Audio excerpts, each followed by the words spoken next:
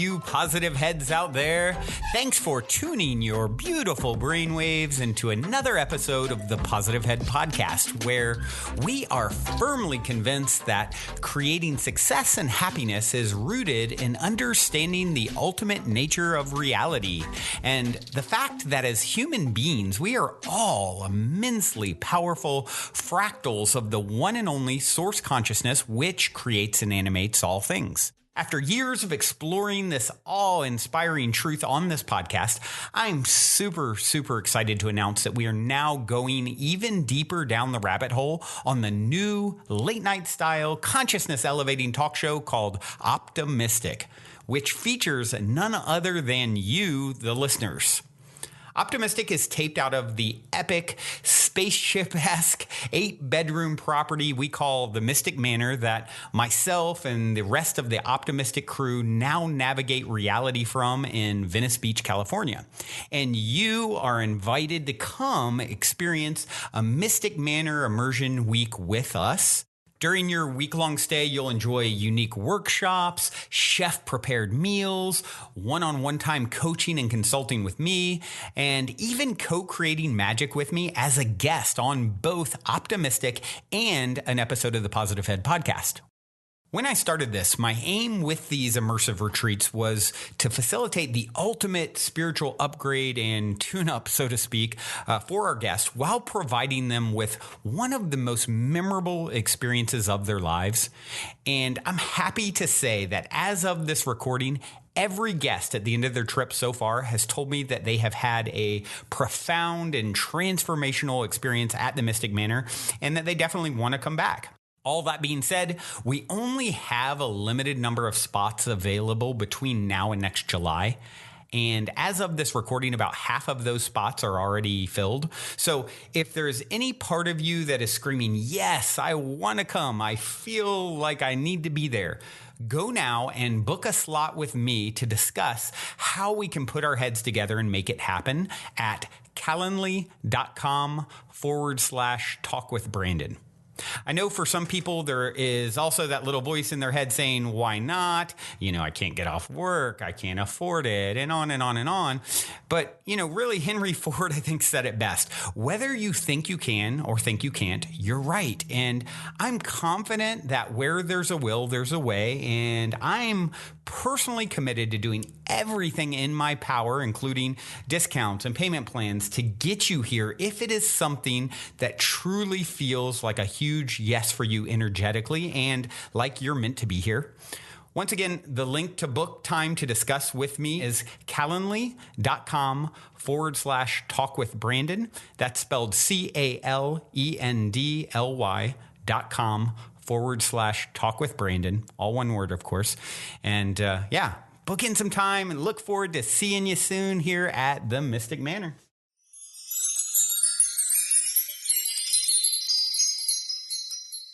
All right, all you positive heads, welcome back. Thank you so much for joining Samantha and I today. We are so happy to be here with you. And before we get started, real quickly, let me remind you all about the Conscious Life Expo coming up in a couple weeks. I would love to see you there. Tons of amazing speakers to check out, and definitely go look at the website and see all of the details, consciouslifeexpo.com. So Samantha, again, as usual, we pop on, we figure out what we're going to talk about in 30 seconds or less, and here we are. Yeah, this one, I'm excited. We were talking about the community and about the Positive Head Facebook group, and we wanted to share our opinions and go into a topic that's been popping up in the group. And we briefly mentioned it, and we know it's a hot topic, and we didn't get to feel into what each other thinks or feels about this. So we're going to just live time explore a little bit more about what has come up in one of these threads. Yes, and there's two in particular that I wanted to talk about today. I'm not going to read the questions, but just talk about the general concepts. One of the concepts is about depression, and the other one fits in and talks about crying and the need to cry and holding that back. And so the main thing on the thread with the depression was a discussion about whether depression is a chemical imbalance in the brain or not. And What I can say is that physically, yes, we can see that physiologically, but at the same time, the body is physically manifesting whatever our mind, emotions, our energy is doing. So let's not forget that the body is only a reaction to what's happening upstairs. What do you think, Samantha? Yeah, absolutely. So it's, for me, let's see if I can use an analogy here. Say there's a bucket and the bucket has only a little bit of water in it. We could say that, yes, the bucket has low water levels. But then we see that there's a faucet, right? And normally it would be dripping into the bucket, but it's not. Or it's very dribbling. And it's like, okay, well, look at the picture. Like the bucket is low, there's low bucket levels. And so therefore, AKA depression. Well, we need to see that what turns the faucet on? What adds water to the bucket, or what adds these positive chemicals to the brain? Because positive chemicals don't just get created in the brain. It's not like just the brain is just flooding with positive chemicals all the time. There needs to be a stimulus. So there needs to be things that promote these positive chemicals. And so exercise, meditation, things that make you happy, laughter, getting out into nature, releasing trauma, crying, all of these things promote those positive endorphins, the positive neurochemicals, which then turn on the faucet and allow water to pour out and to fill up the bucket. Same as the brain. If you look at somebody who has depression and you take a snapshot of their brain, yes, low brain chemicals. Get them exercising, get them eating well, get them crying, get them out in nature, surrounded with community, and their brain will be flooded by positive chemicals. And so I do not prescribe to the idea that depression is this chemical imbalance in the brain, that it's just like this biological thing that then requires a medication to increase these brain chemicals. That is not what I believe at all. Absolutely. Yeah, me neither. And like you just said, all those different examples, those are all the different ways that we can make our own happy hormones, happy chemicals. And also our outlook on life, our perspective. How are we thinking about everything? Every little circumstance in life. Is your cup half empty or is it half full? How are you perceiving all of these moments? Because we can change the way that we're thinking. And yes, that needs to be cultivated, because when you're in a really low place, it's hard to just have a positive thought. And that's also really irritating when you're depressed and someone's like, well, think positively. Right.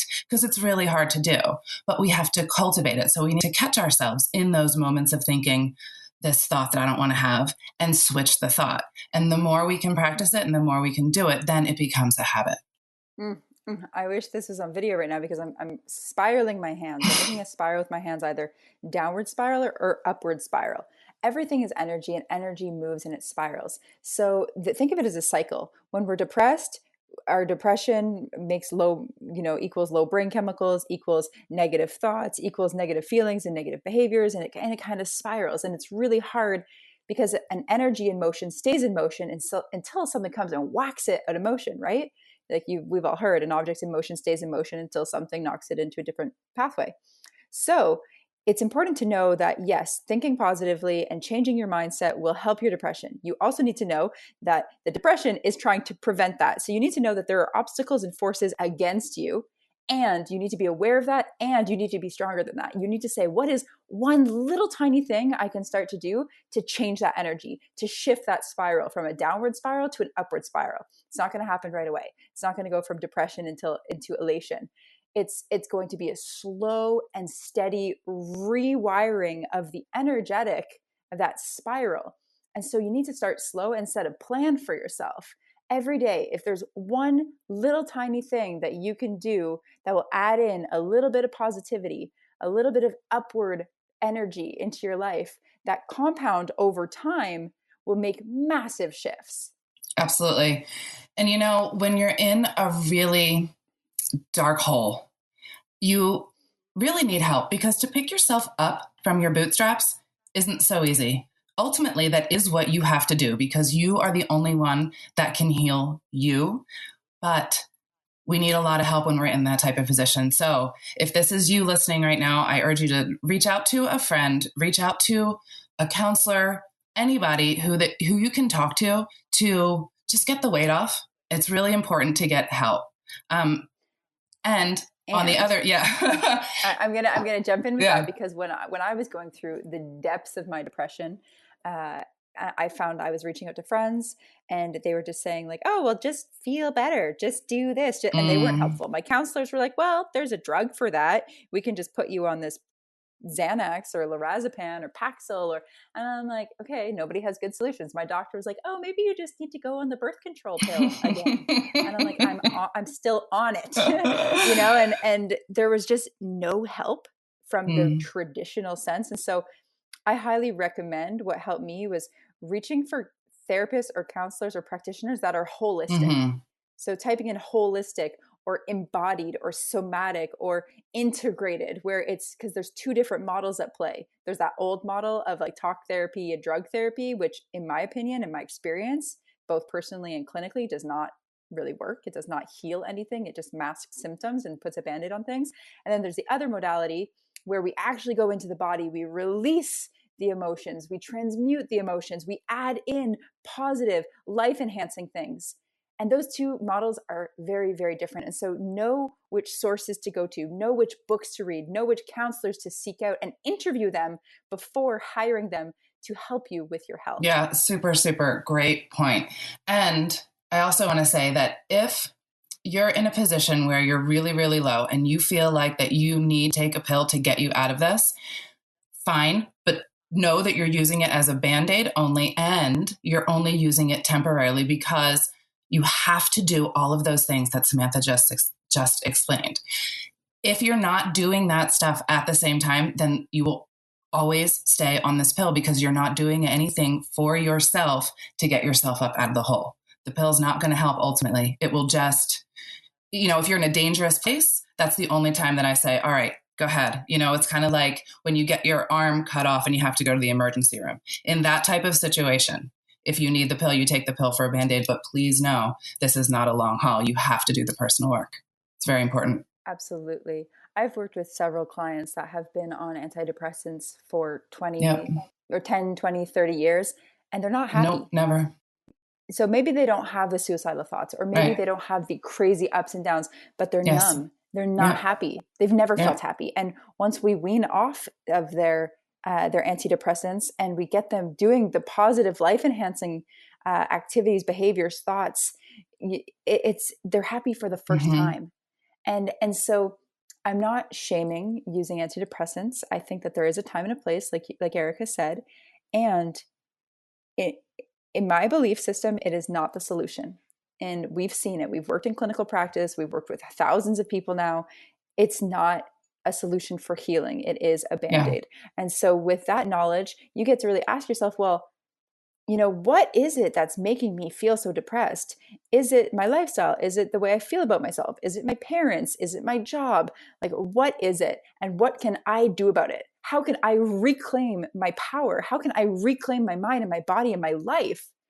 Instead of it just being in the hands of everybody else and my trauma and my wounds and the society and the culture, like, take that back and be empowered and take a stand for yourself and decide how you want to live your life. Absolutely. And the one thing I'll add to that is gratitude, because I think when I was going through this myself, it's the one thing that got me to refocus and helped me to come out of that hole. So when I was being sad about, whatever the situation was, whatever I was unhappy about, if I could look to see, okay, but at the same time, I have this and this and that makes my heart so full. So I'm going to look at that, and and two, you have moments of good and you have moments of not so good.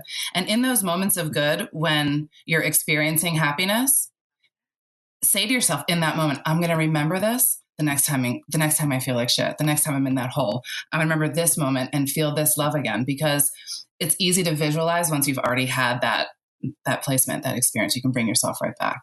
But yeah, gratitude all day will help you with this. Absolutely. And sometimes it's hard to feel gratitude if you're really in that depths. And so there's one small little sentence that I'll say, and I wish I would have heard this, and I did hear this. I wish I would have heard it more when I was younger, was this too shall pass. Yeah. This too shall pass. This too shall pass. And it gets better. Mm-hmm. It really does. And if you're sitting there listening and going through this and thinking like, well, who are they to talk about it? I'll give you a little story. And I went through a very, very hard time. I moved out of my family's house when I was 15. I got my own apartment. I lived with a super abusive partner, and I had no friends. I was really controlled, like a toxic environment, domestic abuse, the whole thing. And I remember wanting to kill myself. And I remember really wanting to end it. I couldn't take how intense life was, all the abuse, all the trauma, all the wounds, all the pain. And I remember really being in that place. And it seemed like such a good idea. I was like, wow, this is great. I don't have to deal with this anymore. Like screw all of them. They're going to see how awful they were. And, and I really thought about it, and I kind of fantasized and I planned it out a little bit. And then I remembered how much my grandma loves me. And I thought about the pain it would cause my grandmother if I took my life. And then I thought about, I thought long term. I thought, wow, if I do that, my family will be devastated, and I'll never have a family. I'll never get to be a mom. I'll never get to be a grandma. I'll never get to be a wife. I'll never get to get married. I'll never get to fulfill anything. I'll never experience the world. And I started to think about all of the things, all of the possibilities that I was throwing away. And in that moment, I really made a pros and cons list, and I really thought about it. And I thought, well, man, I might really regret this. I might really regret this. And honestly, it was thinking about the love from my grandparents and the potential life I could have that gave me some kind of hope. And I said, you know what? I'm going to stick it through this, and I'm going to learn even more about health and happiness. And what does it take? What does it take to get me and other people out of this place? How do I dig myself out of this hole? And from there, it was just this every day, what's one thing I can do? How can I be a little grateful? How can I move my body? How can I eat better foods? How can I spend time with loved ones? How can I call my grandma and go live with her? I went to live with my grandma. It was not the easiest journey, but it changed everything. And so this too shall pass, and you can transform anything. I love that point, because you just reminded me that's another thing that helped me get out of this hole as well, is looking to see, all right, if I continue this way, what am I going to create? And do I want that? And the answer was absolutely not. I want to be happy and healthy. And so I need to get a hold of this now. And so that was a way that I definitely was able to pick myself up. Seeing that contrast really helps you see what you want and what you don't want. Mm-hmm. Yeah. And another thing is a lot of people feel a lot of shame for being depressed or feeling depressed, and there's no shame in it. Right? It's something that so many of us go through, and it's actually a really beautiful place to see where the healing possibilities are, and to have so much compassion for yourself, and to really get to know yourself, to love yourself at depths in which you didn't even know was possible, and to allow yourself to feel your feelings. I talk about this all the time on my podcast, and on every interview I've ever done, is let yourself feel your feelings. They're there for a reason. The fact that your dad maybe abused you, or the fact that your first boyfriend left you, or the fact that you don't have friends at school, or whatever it might be, that pain is inside you, and it's there with a message, and it wants to be expressed and released and seen and loved. And there's a little boy or girl inside of you that just needs to be held. And this is actually a gift and an opportunity if you decide to see it that way. Yeah, it absolutely is. There's so much strength, you guys, in vulnerability. And if you remember, I did an episode about this months ago. I think it was called Embracing Vulnerability. And there's also another episode called The Antidote to Shame. And it talks about, both those episodes talk about these concepts. And it's great because it goes into Brene Brown's work, who I just absolutely love when it comes to this topic of shame and vulnerability. And vulnerability is actually where our strength comes from. It is actually where our courage comes from. And this is what makes us wholehearted beings. This is what allows us to actually live with an open heart. And I think that that's so beautiful. That is the opportunity that we can get. We can gain so much wisdom out of all of these hard times and come to such a beautiful place, because we don't learn anything by being coddled and, nicey nice all the time. We only learn when things are hard, when things are difficult, when we have to pick ourselves up and we have to do something. Yeah, that's the best way we learn. And we came here to do just that. We came here to have experience. We came here to feel emotions. So if we're not feeling them, we're not doing what we came here to do. We're not able to get that experience. So if you got to cry it out. Remember how much strength there is in being vulnerable. To be able to allow yourself to be as messy, as open, requires a lot of strength, a huge amount of strength and a lot of courage. And so I know that we as women, I know I certainly will hold back tears a lot of times, depending on certain situations. But if you got to excuse yourself, go excuse yourself and get a good cry in. And we don't need permission. We don't need permission to cry. Oftentimes people can say, it's okay to cry, and then we'll let it out. Give yourself that permission. It's okay to cry. It's okay to have these feelings. I'm a human being and life is hard. So I'm going to cry. Yeah, and feel it. I love that. When I really gave myself permission, I already started to be a health coach and working with clients, and I started to have an online following, and I felt like such a fake because I was like showing this positive side of me all the time, but nobody knew the depths of the pain that I was still working through. And I remember going online and doing a Facebook Live about how a big part of me didn't want to be alive and how that's a struggle that I battled with. And I had no intention to cry publicly. However, I burst into tears as I was sharing this and sharing the pain that I carried. And that video got 17,000 views on Facebook. And it liberated something within me. And I received hundreds of messages with people sharing like, wow, your story allowed me to share mine. It allowed me to feel mine. It gave me that permission to be vulnerable and to share and to cry. And from that moment on, I was so able to share my emotions publicly and to cry if I have to, even in a business meeting. If it gets super tense or I feel attacked and my body just wells up and I just cry and I share, hey, I felt attacked in that moment.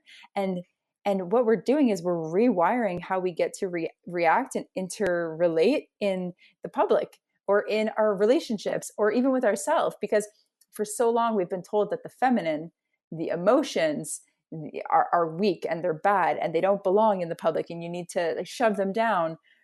But that's that's exactly where the suffering is. It's like we need to rewrite that and to heal that and to allow ourselves to feel those feelings. And like Erica said, that's where our courage is, our strength. For all of you souls out there who came to this life and are experiencing pain or trauma or depression or heartbreak, like, wow, you're a warrior soul. And you are so strong. And just remember that. Remember the courage that it takes to be going through what you're going through and growing through what you're going through. Absolutely. And always remember that you never get anything that you can't handle. You can handle everything that's been put on your plate. And maybe sometimes you put too much on your plate, so it gets a little overwhelming, but you can handle it. And like Samantha said earlier, this too shall pass. Tomorrow is another day. It will always improve. Always gets better. Yeah. Yeah. And that part on giving yourself permission, like really giving yourself permission, and if you're going through a hard time, instead of trying to shove it down or pretend like you're not, give yourself permission to lay in bed and cry. Mm-hmm. Give yourself permission to take a nap or go and get a massage or have a bath or, stay in sweatpants for weeks at a time. Mm-hmm. Like just really giving yourself that permission to feel how you feel is so important. And actually on that topic of spending weeks in sweatpants, this is something that I have definitely done. I have definitely spent a lot of my life wearing sweatpants, sometimes for depression, sometimes for, I was an athlete and I still am. I was an athlete for a really long time. And sometimes just because I love wearing sweatpants and being really comfortable. And so with that being said, we're going to just take a moment to actually talk about one of our new partners, one of our sponsors for the Positive Head podcast. They are an amazing company. They're called Mack Weldon, and it's a men's basics company. They make incredible basics for men. Technically for men. I mean, I'm a 6 foot tall woman that loves to wear men's sweatpants, and so they could be for women too. But the story here is that as soon as I moved into the Mystic Manor, I met Brandon here and I saw he just had some really awesome sweatpants and I started to steal them. And while they're comfortable, they're also quite old and been worn by Brandon for many years. And so when Brandon told me about Mack Weldon and that he had ordered their products and that they're super epic, like the amazing feel, amazing look, high performance, great quality materials, I thought, wow, I need to get my own sweatpants. And even though they're technically for men, I mean, who doesn't love stealing their boyfriend's sweatpants? So for all of you ladies out there, if you're the men in your life, maybe it's your partner, maybe it's your brother or your father, if they've been wearing old sweatpants for a really long time, it's time for them to upgrade to Mack Weldon's. They have all of the basics that are really, really great quality, really beautiful. And for the men out there, you know, if it's time for you to upgrade your look and your style to get some high quality, high performance clothing, I definitely recommend that you go to mackweldon.com. That's MackWeldon.com. And for all of the Positive Head listeners, you get 20% off your order when you use the code POSITIVEHEAD in capitals. So whether you are going through hard times or not, definitely go ahead and get yourself some really nice, high quality basics, especially the sweatpants, because those are the ones that I ordered and they're the best. I got some too. I'm really excited for them to come. And yes, Brian and I will be sharing them. And what's funny too is that I've borrowed Brandon's sweatpants before too, Samantha. It's kind of hard not to. If anyone knows Brandon, he is always wearing like a really stylish, really comfortable sweatpants, but it's kind of weird that we all wear them and share them. So it was time for us to get our own comfy men's sweatpants. I love it. Yeah, I'm really excited for these to come.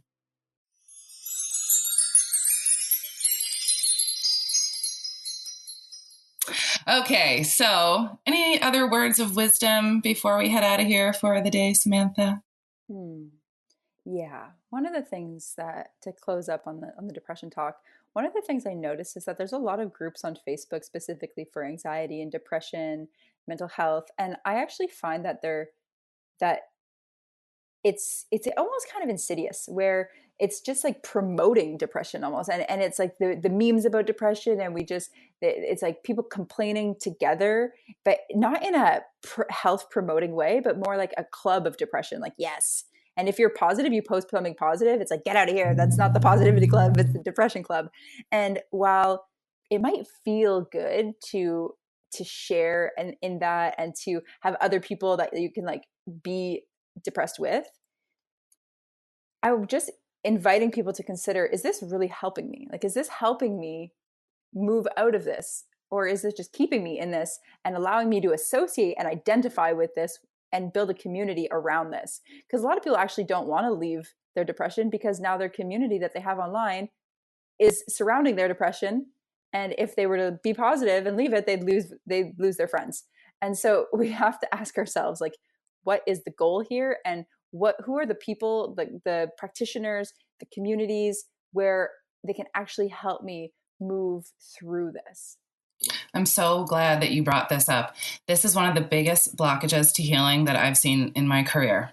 And it goes along with every illness or every disease. It doesn't need to be depression, anxiety. It's everything. If you are owning it, it has become part of your identity, and you don't know how to relate to others without it, it's not going anywhere, because you've made it too much part of your identity. And it's like you're going to lose something without it. Now, I'm just saying that that's the mindset from the subconsciously. And so it's really important to not own. So you can tell if you're owning your illness or disease by if you put the my pronoun in front of it. Very simple. My depression, my anxiety. If you heard yourself do this, you're probably owning it. And ask yourself if this is something that you want to own, or if you want to own happiness and health instead. Because this is so good. Hold on one second. The my anxiety, my depression, if you're owning it or identifying it. I am depressed. No, you're not.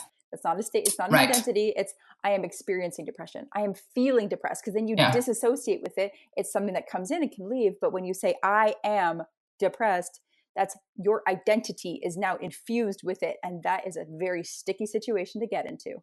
Yeah, it absolutely is. So if we want to heal it, we have to understand that this is not my identity. This is not part of me, and I can change this. And I'm not alone. You know, these Facebook groups that you're talking about, we go to those groups because we feel alone and we want somebody that understands us. There will always be someone who understands you, sickness or not. There are always there people to love you and support you. You don't need to be sick in order for that to happen. Whew. Yeah, that rewind, listen to that again. You don't have to be sick in order for people to support you. Yeah. I release the need to be sick. I release the need to identify with depression, right? Using these affirmations and rewiring that. Oh, you just hit something really, really profound there. Oh, yes, ma'am. I love you all. This is so beautiful working through all of this with you. And I hope this helped someone today. That's always my goal. As long as it helps one person, I did my job. Right, Samantha? Absolutely. Mm-hmm. All right, you positive heads. Thank you for being here. We love you so much. Again, come check us out at the Expo here in LA. You can contact us personally. You can connect with us on social media. If you want to check out my podcast, that would be super cool. I go into some of these topics as well. It's the Reality Hacking Podcast on all podcast platforms, and I'd love to share space with you there as well. Definitely check out Mac Weldon, and just have a beautiful, blessed day and love yourself. Indeed. And I just remembered I have an event coming up I'll remind you all about on the 22nd of February. It's going to be a group past life regression workshop at Abundant Space in Scottsdale. So check it out there. And I'm going to leave you with a song for today, everyone. This is Wookiefoot, Lose Your Mind. Until next time, love you all. And if you're feeling the call to come for a week retreat-style Mystic Manor immersion, remember to go now and book your time to speak with me directly about stepping into the optimistic vortex at calendly.com/talk with Brandon while there are still spots left. Otherwise, I look forward to co-creating magic with you at the Mystic Manor.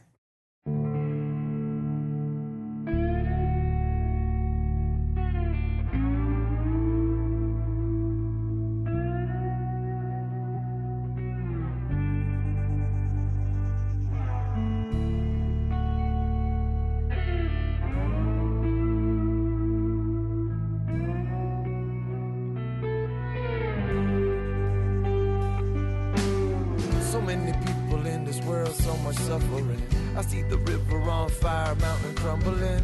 I put my ear to the earth, hear it rumbling. Which way will we go? People always say it doesn't matter anyway. Closing the heart cause they see it every day. But not this time, we're going out afraid. Marching on even though we know we will go through shadow.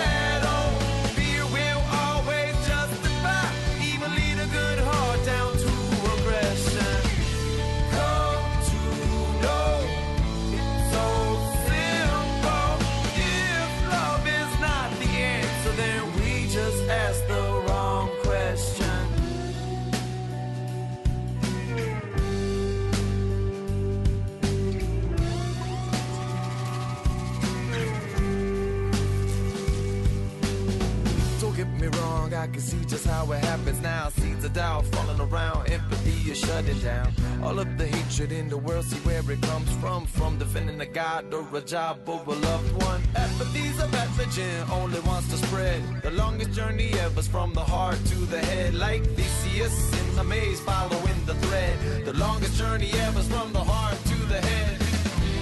Oh, just got to remind,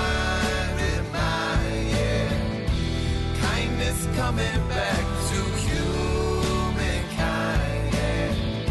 To find your heart, you got to lose your mind, yeah. To find your heart, you got to lose your mind, yeah.